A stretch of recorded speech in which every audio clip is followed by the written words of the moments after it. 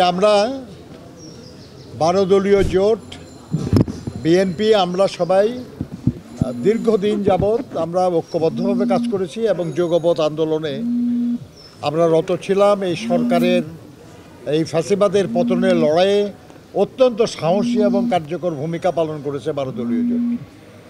তো আমরা আজকে আমাদের মহাসচিব মির্জা ফখরুল ইসলাম আলমগীর, বেগম সেলিমা রহমান, আব্দুল আল মিন্টু সহ আমরা 12 দলীয় জোটের শীর্ষ নেতৃবৃন্দের সঙ্গে বসছিলাম। আমরা দেশের বিদ্যমান রাজনৈতিক অবস্থা, অর্থনৈতিক অবস্থা, জনগণের নানা সমস্যা ইত্যাদি নিয়ে আমরা মত বিনিময় করেছি।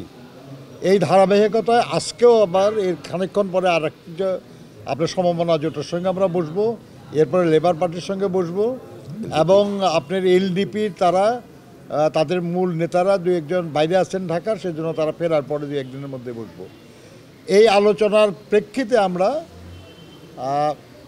কিছু করণীয় কোনো সিদ্ধান্ত হলে সেটা আমরা আপনাদেরকে পরে জানাবো এবং সেখানে যখন জানাবো তখন আমরা সবাই থেকেই জানাবো আপনাদেরকে।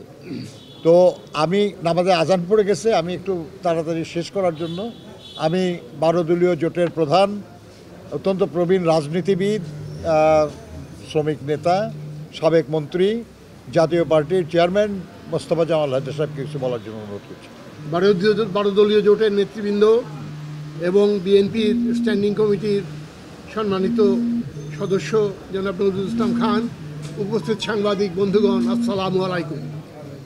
আপনারা জানেন আমরা এখানে বিএনপি অফিসে আজ সুদীর্ঘক্ষণ যাবৎ বিভিন্ন বিষয়ে, বিশেষ করে বর্তমানে দেশে যে উদ্ভূত রাজনৈতিক পরিস্থিতির পরিপ্রেক্ষিতে আমাদের আগামী দিনের বিভিন্ন কর্মসূচি কী হওয়া উচিত ইত্যাদি বিষয়ে আমরা নিজেদের মধ্যে কথা বলেছি, কিন্তু আমরা কোনো চূড়ান্ত সিদ্ধান্তে উপনীত হই নাই। বিএনপির স্ট্যান্ডিং কমিটির মিটিং আছে, কাল পরশুর মধ্যে ওনারা সিদ্ধান্তে আসবেন। আমরা নিজেদের ভিতরে কেবল কিছু কথাবার্তা বলেছি, মত বিনিময় করেছি। সাংবাদিক বন্ধুগণ, আপনাদের কাছে আমি শুধু বিনীতভাবে এই কথাটুকুই বলতে চাই যে 12 দলীয় জোট এবং বিএনপি এবং দেশের ফ্যাসিবাদ বিরোধী যে রাজনৈতিক শক্তিসমূহ দীর্ঘদিন যাবৎ যে আন্দোলন করে এসেছে, আমাদের সেই আন্দোলনের এবং সেই ঐক্যের প্রয়োজনীয়তা ফুরিয়ে যায় নাই।